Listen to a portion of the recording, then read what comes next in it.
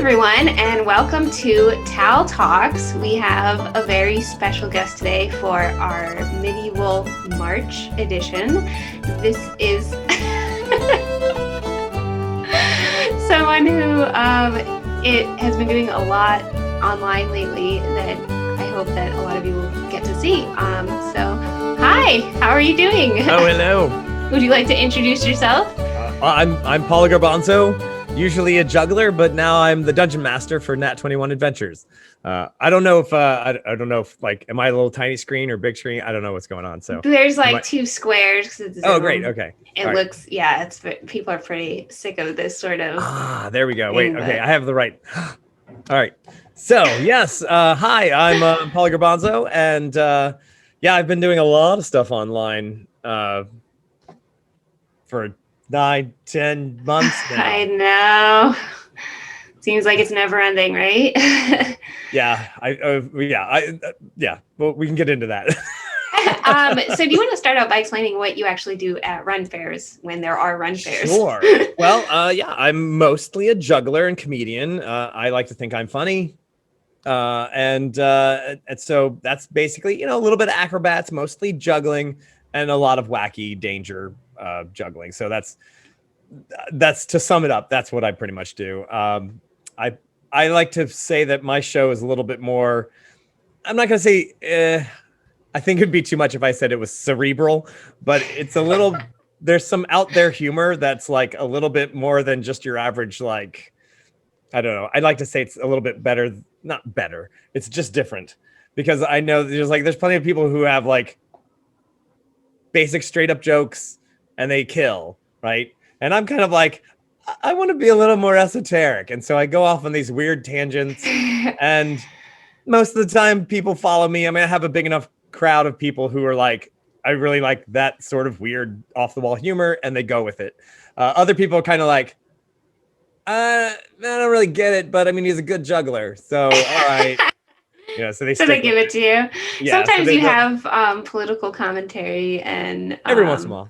Yeah, and other things. I like to. Well, I never like to comment directly, because I do try to keep a bit of a distance between reality and like a current political situation. But I can also make fun of political systems. Yeah. While not saying anything directly, but then like you're like, oh, you're talking about like the military industrial complex or whatever. It's like in some weird off the wall, I talk about Da Vinci making weapons about the system, and you're like, ha, wait, that was kind of funny, but wait, now I have to think about it. Hang on. So yeah, because you'll have the parallels between now and like I say, sometimes to my own detriment, I like to make those jokes. So I think I could. I have always found you very funny. Oh, thank you. Thank you. And since you sometimes hire me, I find that great. So I wish I was available for more of your shows. I would totally be there in a heartbeat. I know you're like the most busy person ever. Oh my You're gosh. always doing stuff all over the place. So speaking of being busy, you have been doing a ton of stuff online, like we mentioned, and there's this thing that you've been doing called Nat 21 Adventures. Do you want to explain what that is? Sure. What it currently is me and several other Renaissance Fair performers, including some that have worked at the Mass Ren Fair. Roger Awesome, we got Shakespeare, all sorts of other performers.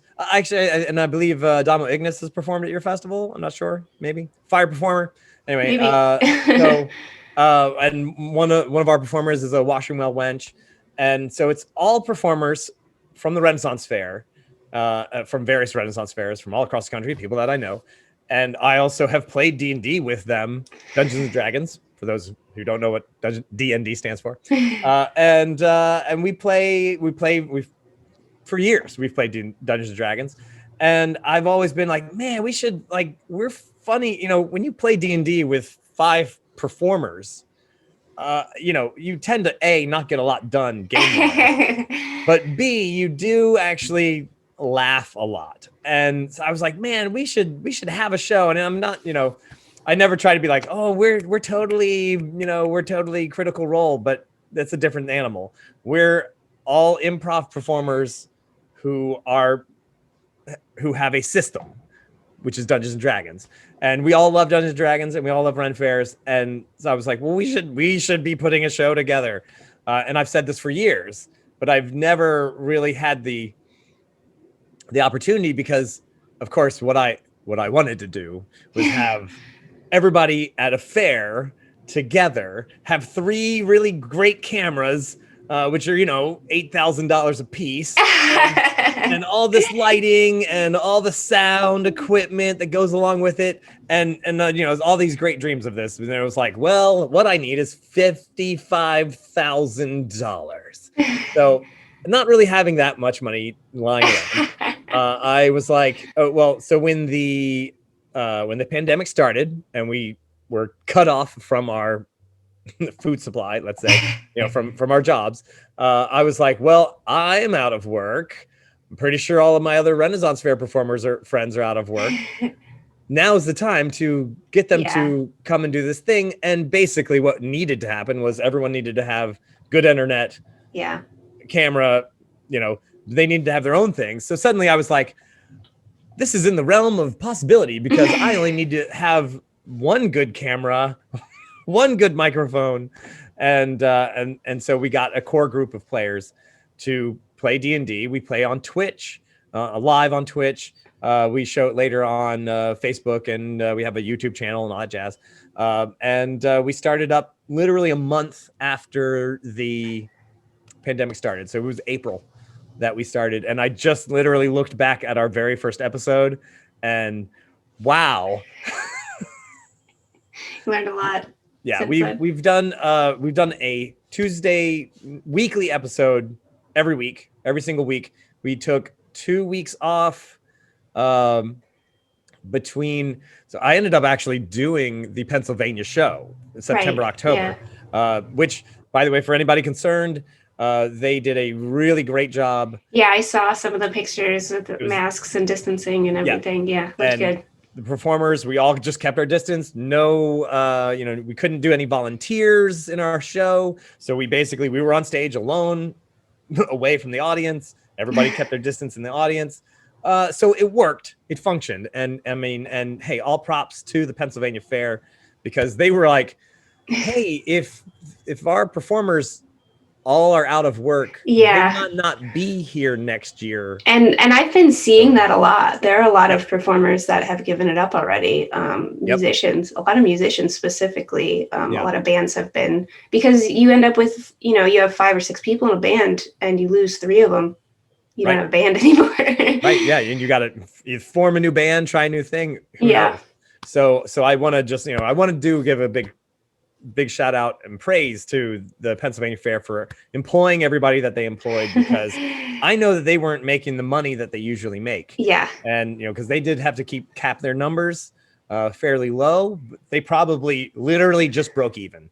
I mean, I don't know the specs, but they probably literally just broke even off of all of their costs to run a festival.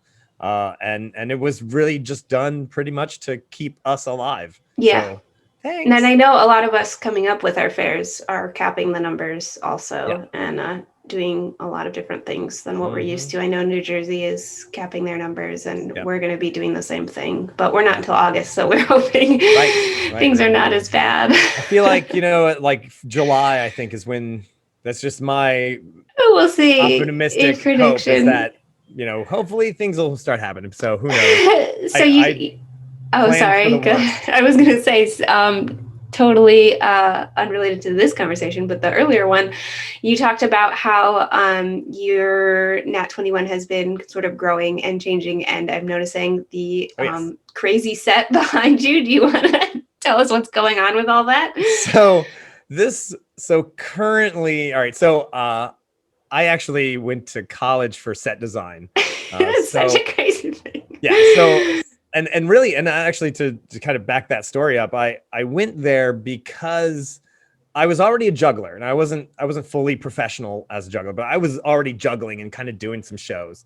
And I was like, oh, if I go to college, so my mom was like, you got to go to college. And I was like, well, okay, but what am I going to take? Like, and so I was like, well, why don't I take theater? She was really thrilled with that. But I said, no, I'm going to take the technical theater, because then, you've got other skills like building and set design, all those sort of things. So I went for set design.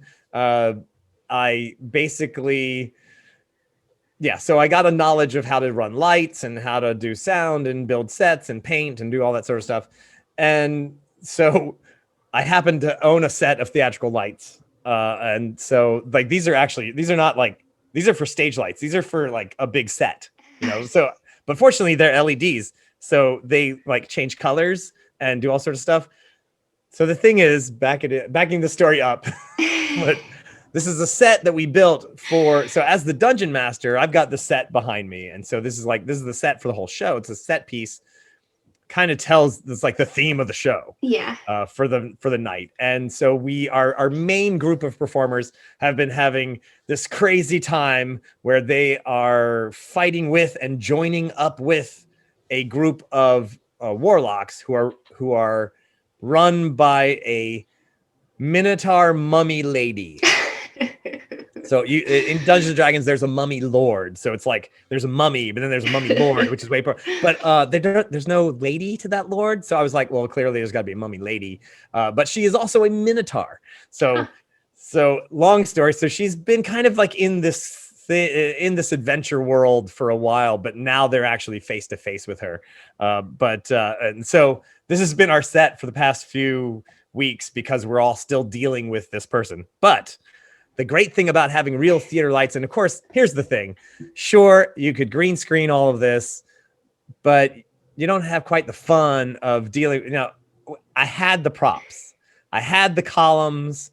I had the peacock feathers. I had the lights. I had to build the set.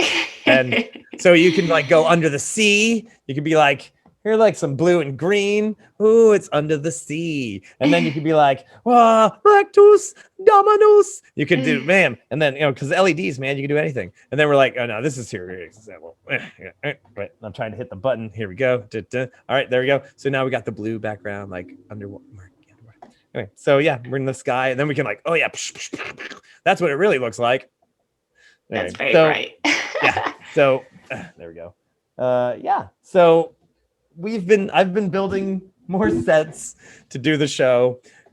We've made videos. We made some crazy videos that really don't make any sense unless you've been watching the whole show. So you gotta started with use your degree, like put that degree to good use. Actually using my degree. So and it's funny because unbeknownst to a lot of people, I've actually built a few of the stages that I perform on at Renaissance fairs. And I don't really tell anybody. I mean, there's nobody to tell. But I'm like, yeah, I built this stage, and no one will believe that. They're like, you're a juggler. And I'm like, yeah, that's actually what my college degree is in. Hey, maybe you can come build some stages for us. There you go. Just let me know. Extra stuff to do. Yeah, there you go. So I actually could have seen you being like a history major because of how much you talk about. I probably could have been. I was actually, so to give you an idea, I was actually, I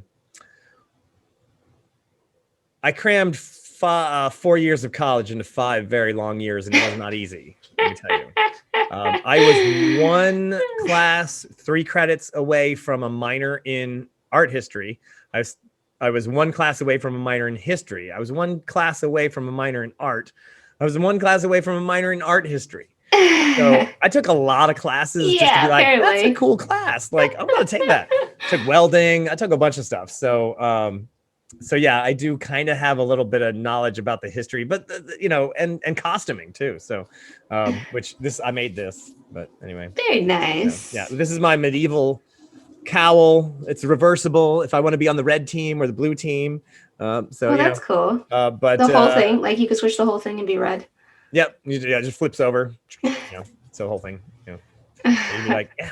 You're like, no, I'm with the red guys. Yeah, I'm totally with the red guys. That's me. And then you run back over. I'm on the blue team. So That's what I think about. Yeah. So speaking of, the reason why I think that I was thinking that you could be a history major is that you seem to travel all over the world to do your shows, and it seems like you are very knowledgeable in different countries and things that have happened in different countries. And I'm just wondering, what other countries have you been to? What's the furthest you've been from where you live? And you speak other languages, right? I do. And what are they? Well, so in degree of how good I speak, which is incorrect. So I speak English, obviously, and then I speak Italian, which I'm pretty conversational in. Then my German is okay, but it's bad. I mean, it's definitely like if you start talking in German on a subject that I don't really know the words for, if I don't have the vocabulary, I'm just like, you lost me. And then I speak really, really bad Czech. And the reason I speak any of these languages is because I've done shows there. And so I do try to do my show in the language of the people, or whatever language they want me to do it in, honestly, which has been interesting because what ends up happening weirdly. So I do on a normal year when you can travel. This is the caveat for everything right now. On a normal year, I would go to Italy, Czech Republic, sometimes Germany, and do medieval festivals and perform at these festivals. And a lot of times I'm like, I want to do my show in Italian because I'm in Italy. And they're like, yeah, but the tourists speak English. So if you could do your show in English, that would be really helpful. It's actually kind of why we hired you. Yeah, I can see that. You want me to do my show in English? Like, it's so depressing because, but the thing is that English is a universal, like if you're from Japan or China or Korea or South America, you're from, Venezuela or Peru or anywhere in Europe, Africa, odds are they speak some kind of English. Yeah. And what they don't speak is Italian. So all these Italian guys, I literally, and all right. So I was like, there's so many little wacky stories, but I don't want to get ahead of myself. So I did live in Italy for a little while, and I taught at a circus school there for back, oh my God, like 17 years ago. Wow. Can't believe it was that long ago. So the Scuola di Formazione di Arti Circensi, which is the School of Circus Arts, the formation of circus arts. And it's actually at the Royal Gymnastic Academy, which is where the Italian gymnasts who go to the Olympics, when they train, that's where they train at this building. So they made a circus school because circus arts have been huge. And so you want to see some amazing people. Holy moly. Yeah, it's crazy stuff. So I lived there. I taught there. My Italian is passably functional. Also, I have Sicilian family. I am actually, when I play Paulo Garbanzo, that is basically me channeling some aunts and uncles that I have from Sicily, who came over apparently right after World War II. It was in the 50s. And they barely spoke English when I was a kid. They didn't speak any English. So it's like I learned really bad Sicilian, but then I lived in northern Italy, so I learned northern Italian, which is totally not Sicilian at all. Yeah, that's where my husband's family's from, northern Italy. Yeah, so then I started doing shows in Germany because I had a friend. This is how this weird. So, a friend of mine lived in Czech Republic and also would spend some time in America, and so he was like, "Oh my God, you should totally come to this town, Český Krumlov, gorgeous little town. They have a big kind of a Renaissance-y. It's a historical festival, and it goes from the Middle Ages to the Renaissance, or actually into the Baroque era. And he was like, "Oh my God, you would be perfect. You'd run around." I was like, "I don't speak any Czech." He's like, "That's fine." So he kind of like got me the gig, and then I was like, "Well, I'm gonna be in England," which they speak English, so that's easy. And then I was like, "All right, I'm gonna be in England, and I'm gonna make my way to Czech Republic." So the easiest line is kind of through Germany. Now, Germany, for those of you who don't know, has bajillion medieval festivals. They literally cannot get enough. I'm pretty sure what it was. I mean, this is my little side joke, is that they kind of just really wanted to forget that the 20th century ever happened. And they kind of were looking around going, what do we have that we can kind of talk to people about that's not from the 20th century? And they were like, what's that? It's a castle. When was it built? 1200? Great. Let's talk about that. And so they started doing, and also with the, like I say, with the reunification of Germany, as some of you may or may not know, as a history buff, there were two Germanys for a little while after World War II. And once they got back together, they really wanted to celebrate the German heritage, but not the Nazi part. So they were like, let's do something before that. And they were like really getting into their ancient German heritage. They do have some really pretty castles there. Oh my God, they do. And there's hundreds. And basically every town that even has a ruin of a castle has a medieval festival. Well, of course. and yeah, and they're great, and they're tons of fun, and I love them to pieces. They're just I'll tell you, your festival reminds me of how they run theirs. And because it's more about the community itself. I'm gonna say, don't take this the wrong way. It's more about the community than like making a big giant profit. Yeah. Because it's more about the people and the event and making a thing happen rather than like cashing in. Well, our event is in the hill towns, and everybody who lives in the hill towns, it's like very, they live there. They're all townies. It's a unique thing that it's theirs. So if you do anything there, then they own it. Right. So that's totally. I mean, that's why I was like, oh man, this is just like Katzenellenbogen. This is great, and I love it. I love it to death. And so they're all over there, and they do all these medieval festivals. So I kind of made a tour through Germany. I learned some German. My German's terrible, but it is good enough to do my show in German, which has led to some really hilarious things that happen. Without going off onto too many tangents. But, I feel like I could talk to you for like 4 hours. We don't have that kind of time. I'm like a fractal. Like I can answer the question, or we can just keep like breaking off into like extra information on those questions. But so I would say physical distance wise, the Czech Republic, which is, it's a Slavic language. So of course, like if you speak English, English comes from Germanic and Anglo-Saxon Latin and Latin. Yeah. So, which is why, as we all know, as a historian, 1066. Yeah. Very important day. Because why? Because of the French Norman invasion and it's the day that early French punched Anglo-Saxon in the mouth and eventually outfell English. The English language. Right. So very important. 1066. Bam. So that's a great, when you tell kids that it had to deal with some violence, then they tend to remember that, because otherwise they're like, I don't remember what 1066 is about. Who cares?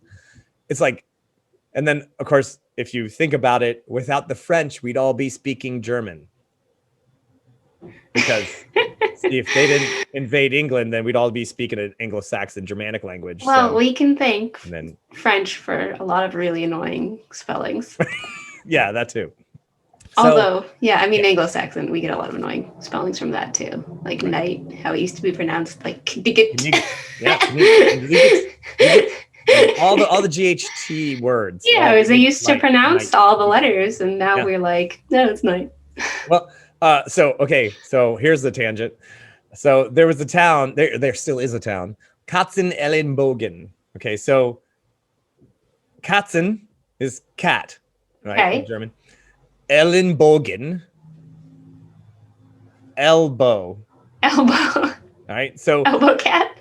Well, cat's elbow is what it is. Okay. Cat's elbow. So and so Katzenellenbogen and Ellenbogen, right? So there's just a lot of extra letters, and in English we've just Frenchied it up, which is to say that we took out the letters. Yeah, you just we say elbow as opposed to Ellenbogen. Okay. And a bogan is also a bow, right? So that makes sense. Bow, Reagan bogan, something like that.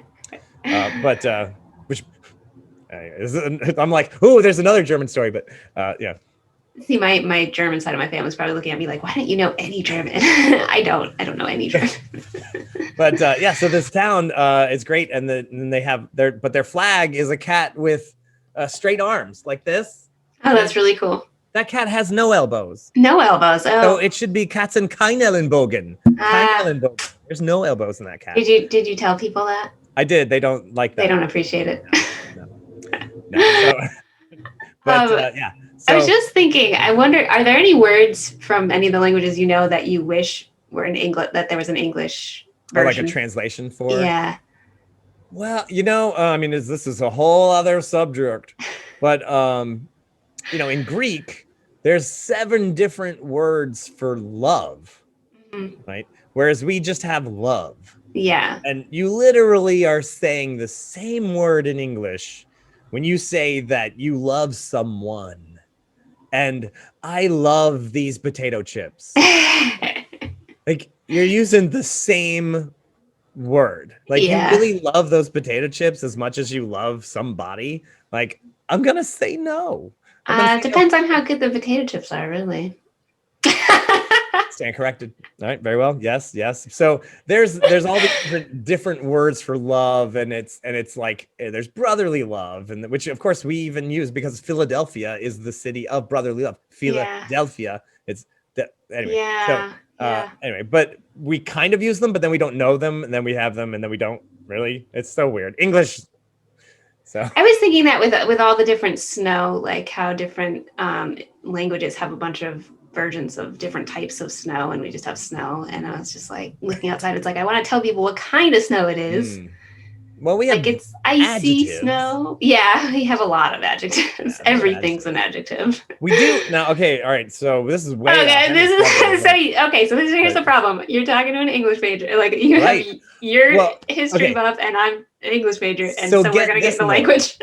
Get this. So in English, here's the nice thing about English, thanks to French and German smashing together, is that we also have concepts in English that are not in some other language. So in Latin, you have to rob. Okay, so you have robere, right? But the mental concept of the difference in English, we have rob and we have steal. And these are 2 actual different concepts mentally. Like, you can steal something from someone. They have different connotations. Yeah. Right, but you rob a person. You don't take the person. You take the thing the person has. Right. So I have been robbed. Yeah. But I am not stolen unless you kidnap me. But in German, they have gestohlen, right? But they don't have rob. Oh. And in Latin universe, they have robere, but they don't have steal.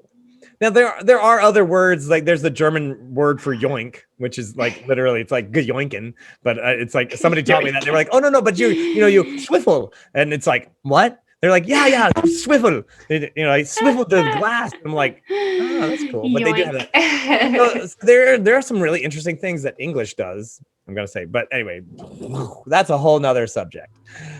So. We're on like question 2, right? Yeah, we should probably talk about Ren fairs and what goes on at them and what you do at them instead of language. But I someday you and I will get into this conversation. Just timestamp this part and just say you can jump ahead to the other. Yeah, if you don't really care about this kind of thing, just jump ahead. Well, I cut this down to about 20 or 30 minutes. Oh, great. Okay, so the general populace, and then our patrons get the whole thing. So our patrons are used to high patrons and only patrons. They're used to the ramblings where I go into like in-depth music or language or history. Well, hopefully you've learned something today. I won't even. Maybe I'll tell the story about the Germans who argued who argued in the audience. I was using German as correctly as I knew. There are several different kinds of the, right? There's feminine, masculine, neuter. Oh God. And they had an argument over an item that I had, which is not a German item. So like the German language people have to come up with, what is it? Is it a feminine? Is it a masculine? Is it a neutered the? Is it die, der, or das? And and I thought I was using the right one. Anyway, and then the audience got into an argument over whether it was das or der. Oh, And I literally gosh. stopped. Like I just put down the prop and I just stopped, and they argued. And they That's argued amazing. hilariously. They argued in English. So Ah! that I would just so that I would understand. Just for your what they were benefit. saying. Just for me. Just they knew I was an English speaker, native wise, and they knew my German was bad. And they literally argued. Their English was fantastic. See, that sounds like a French thing to do. Except they wouldn't do it in English. They would do it in French. They just argue in French and let me stand there and go. Yes, that is what would happen. Yeah, but they're so nice. Germans have certainly mellowed out since the 40s. Oh God. Okay, moving on. And by the way, I'm actually half German, so I can make these jokes. I am also fairly German. I'm a lot of things, though. I think we have like the same kind of like, we're like a German Italian. I'm not Italian. Oh, okay. No, okay. My husband is the just Italian by your one. husband. Okay. Yeah, no. I have the Italian last name now. I didn't used to. Yeah, no. I'm pretty much if you can think of something with pale skin, like that's where my family comes from. Pretty much all of them. I'm Irish, English, Lithuanian, Hungarian, German, Russian, Ukrainian, all of it. Got all of it. Moving on. So, what does it mean to be a professional juggler? That's a different definition for every single person who does it. For me, I just wanted to be able to do this for my living and not have to do anything else. That's really what it means to me, is like, this is my job, this is my career, this is everything. So, which it was. And hopefully will be again, but who knows? I've seen you juggle a lot of different things and different amounts of things. Yes. And I've seen you balance on things. Mm-hmm. And I'm wondering, what's the most difficult trick that you, well, I don't know, performance, not exactly trick, but what's the most difficult thing that you do? Technically, I would say honestly that so like 5 knives is probably the most technical juggling thing that is the most difficult, because they are very heavy, and pretty much anything that goes wrong, which means 2 knives colliding in midair, which are spinning at a high velocity, are gonna fly. Yeah. They are going to bounce, ricochet off each other, and then you have multiple knives. Now, when you're dealing with, like, say 3 and 2 collide in the air, you have 1 in your hand, and you can bat the other ones away if they're coming at you. But there's only 2 wild projectiles. You start with 4. You might have 1 in your hand. You might have 2 in your hand. And maybe only 2 projectiles, probably 3. But when you have 5 in the air, you might have 1 in your hand, you might have 2 in your hands, but you definitely have 3 very heavy, sharp projectiles, all going different directions and at different velocities. So it's not the, because the juggling itself is mechanical and very like, it's got to be done right, and any small degree of miss, you throw that just slightly off to one side, and you've wrecked the entire pattern, because there are so many things in the air. So 5 knives, honestly, is probably like the most difficult and dangerous thing that I do. Now, I do 5 torches, and I can do that on the ball. So I'm balancing, standing on a walking ball, also juggling 5 torches, which has some of the same possibilities of going wrong, but weirdly, getting hit by a torch, I have to say, kids, getting hit by a torch, honestly, not actually as bad as getting hit by a knife. But I also put this caveat: I always wear leather or all natural fibers. Mm-hmm. Kids, if you're wearing nylon and playing with fire, it will melt to your skin. Yeah. So that's not fun. Don't do that. That's my safety advice to you. That's my gift. Your gift is go ahead and play with fire, but make sure you're wearing But pleasure. safety precautions. Safety Right? precautions. Yeah. These are all cotton, 100% cotton. Just make sure that, because it will burn eventually, but if you get hit by a torch, it will bounce off. Whereas if you get hit by a knife, which is a pretty heavy piece of steel, you can break a bone. So even if it doesn't slice you, it can actually injure you. So yeah, I don't know. Have you ever had a trick or a juggle I've mistake that never had a serious mishap. I have to say the weirdest, because I also eat fire. Have I ever seriously burned myself?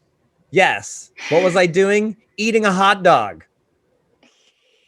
That's my most severe tongue burn, was eating a hot dog. Those hot dogs are dangerous. Yeah, because they're in the thing, and then there's some liquid inside the center, and it's super, super hot, and you don't know it, and then you open, you eat it, and then shoots, and then burns you. It's like a hot pocket. Yeah. The end. Yeah.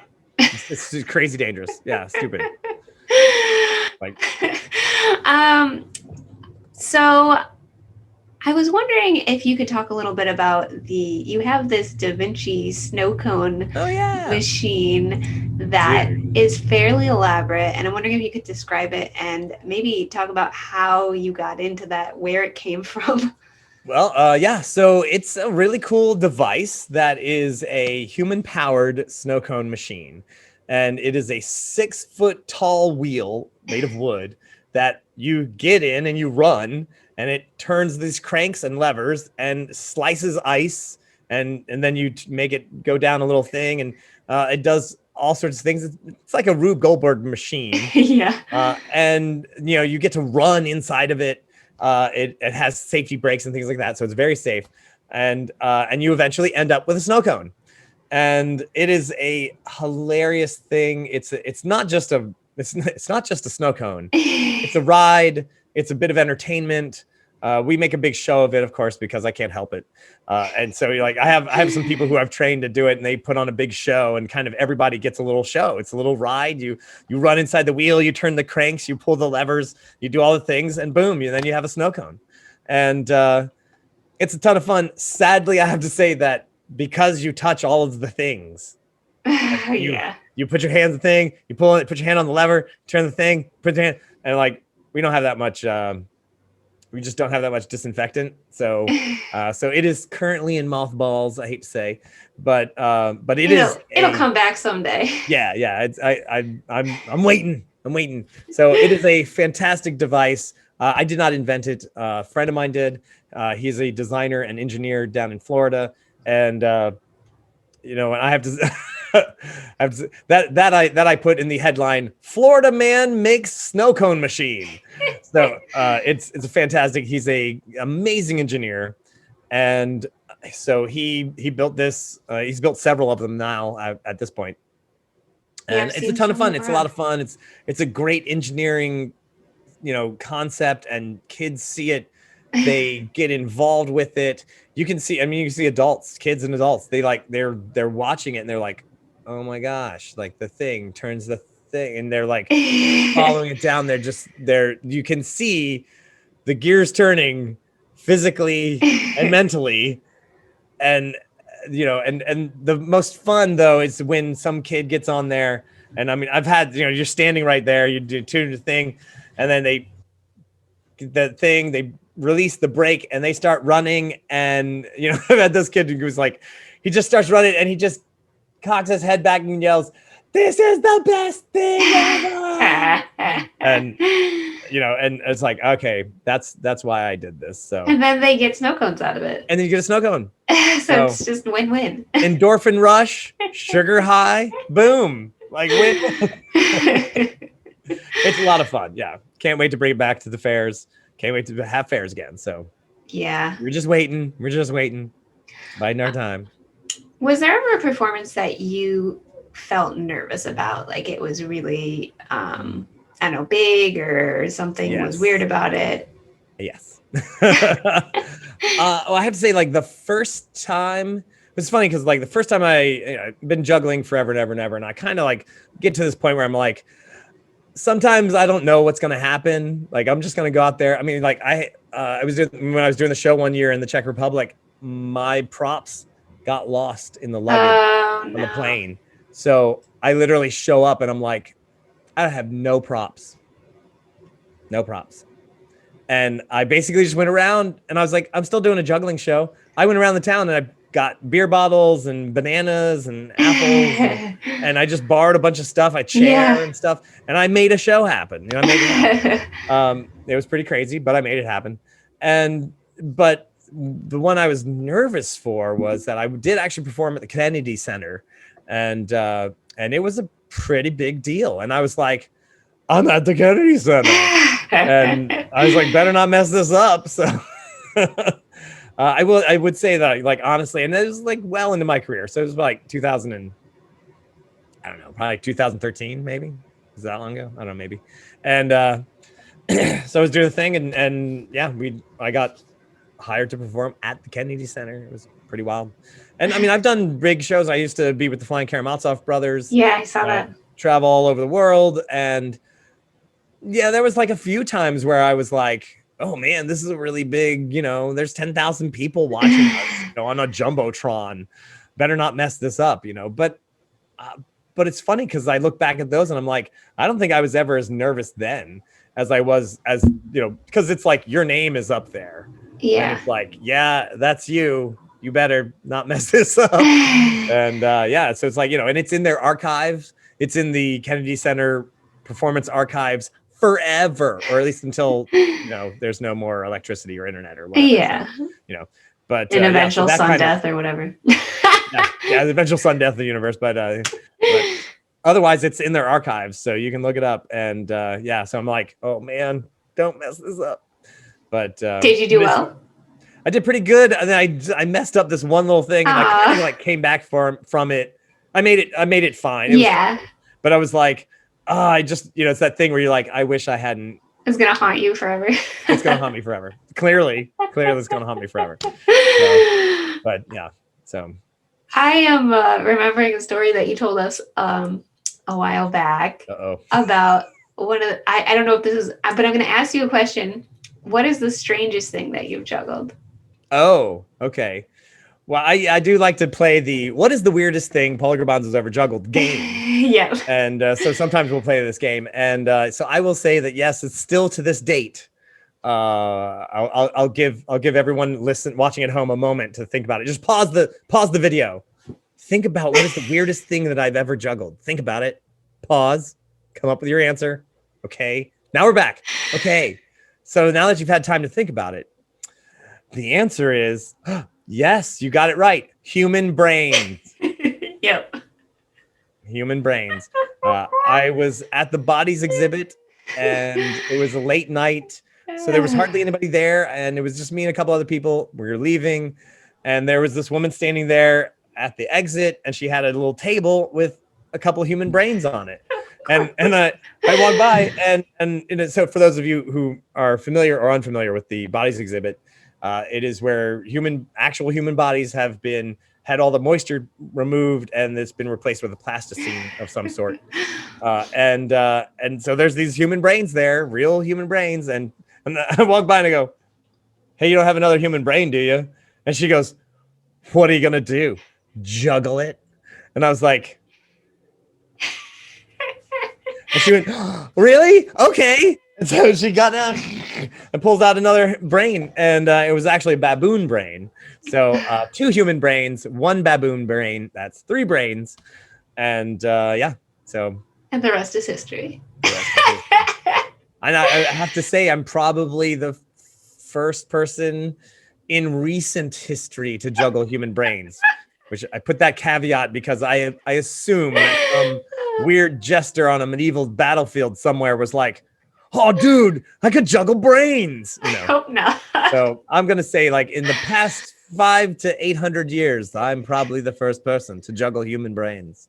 Yeah, I mean, you might be the only one that has. You never know. I don't know. It's such, human brains being a commodity. I don't know. I don't know what I'm saying. Yeah. Edit this out. That is the story that I was remembering. So, when we went out to dinner. Oh yeah, yeah. It was fun. All right, so we have gotten to the part of the show where I'm going to make you do a tongue twister. This is all right. Marf's tongue twister challenge. So what you've never seen it, and I'm going to post it in the chat, and then you need to try to say it as quickly as you can. Okay? Okay. Can you get to the chat? I'm in the chat. Okay, good. Jubilant jugglers juggled jugs, jewelry, and jellyfish joyfully juxtaposed to justifiably jealous journeymen. That's good for just reading it. Okay, can you do it fast? Oh my gosh, you want me to do it like faster? Yeah. Okay. Jubilant jugglers juggled jugs, jewelry, and jellyfish joyfully juxtaposed to justifiably jealous journeymen. Yay! Should I do like 3 times fast or something? You want to try again? Okay, That was fast. I'm gonna do like 3 times. I'm just try to. I'll just gonna be hilarious. Okay. I'm gonna take this car and I'm gonna just drive it right off. All right. Jubilant jugglers juggle jugs, jewelry, and jellyfish joyfully juxtaposed to justifiably jealous journeyman. Jubilant jugglers jugglified jellyfish justifiably journeyman.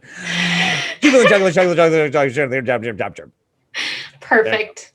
That was great. What did you think of my tongue twister? That's great. Did you make that up? I make new ones every month. Great. Yeah, I just throw them in. Fantastic. Love it. Fan of alliteration, and we were talking about juggling, so I figured that would work out. I love alliteration. Yeah, me too. You know, we got to have more language conversations. More language conversations. Oh my gosh, I could tell you some great stories. But yeah, someday.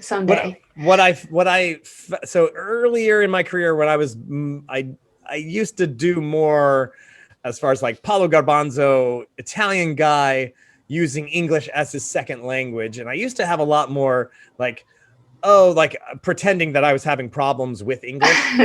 and so I'd have these funny like wordplay kind of things where I was like, that's the word. I would love to see that. That sounds hilarious. So I kind of got out of that. But the thing is, when I started doing more shows in Germany and Italy, I ended up coming up with these whole routines that were basically me having problems with their language. And I was like, oh my God, I'm totally doing what I would actually have done. Yeah. And because I was like, I can't even pronounce that word. Yeah, because it was actually coming up and you're just like, wait, this is funny. Oh, it's great. And the funny, I mean, just there's so many little moments, but it's like, the word for glove in German. Now we get glove from the French gauntlet, right? But the Germans, they call it a hand shoe. Handshoe. Handshoe. Perfect. So they have a shoe, hand, handshoe. And I was like, and so I have this whole big thing, and then we get up to the I'll need a what's that thing called? A thingy. And they're like, a handshoe. And I was like, you're making that up. That's not a real German word. You're funning with me. And they're like, no, it's a handshoe. I was like, it's a shoe for your hand.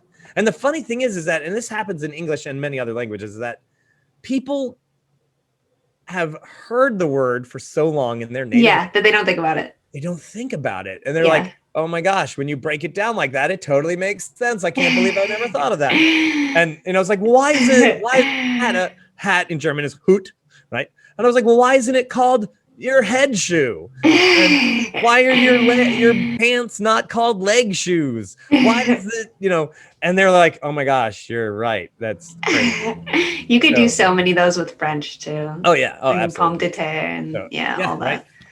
The old ground apple. So the old ground apple. That's such so then it's like do that in German, and there's a bunch of stuff in Italian that happens the same way, and then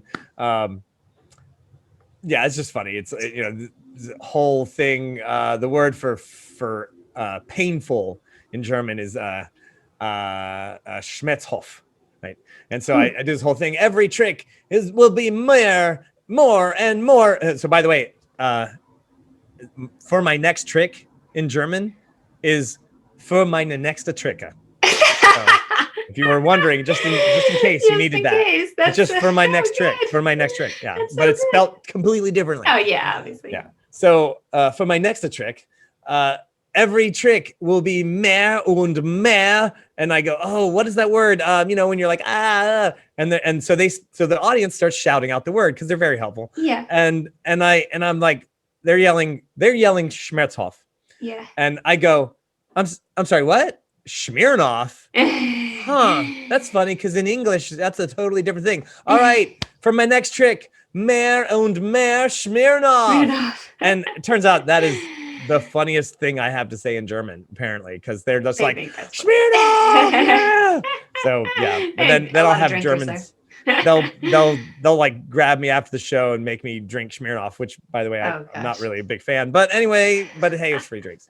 So, I like the word for butterfly in German. Schmetterling, yeah. Just ein Schmetterling. It's a nice word, yeah. German is actually, I've been ragging on German, but that's just because I'm a wreck at it. But it's actually a really nice language. It's really, really good. Yeah, I think most languages, it depends on the person speaking it, if it sounds nice or not. Like everyone just thinks that French automatically sounds nice, but if somebody's speaking it in a certain way, it does not sound Parisian nice. French. No. Or French people would say, oh, Canadians. Like, no. Yeah, right. Yeah.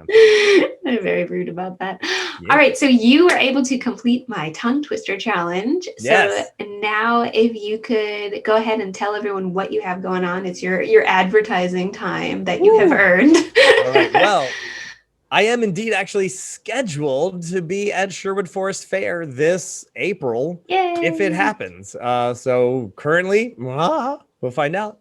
Also currently scheduled to be at the Maryland Fair and at Texas Renaissance Fair in the fall. So we're really hoping that those all come together.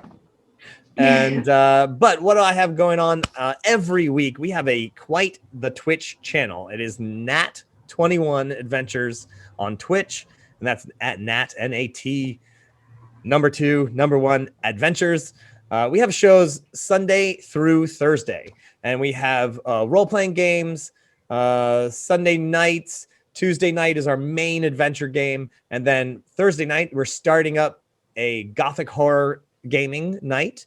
So if you're into it's going to be our Fright Night is going to be on Thursdays. Yes, I have Fright to see Night that. now on a Thursday. I definitely have to see that. Yeah, and so some great people from Chase Treasure are in it, and some other performers as well. We got I'm trying to think of anybody that you've hired in the past is in that show, but I don't know.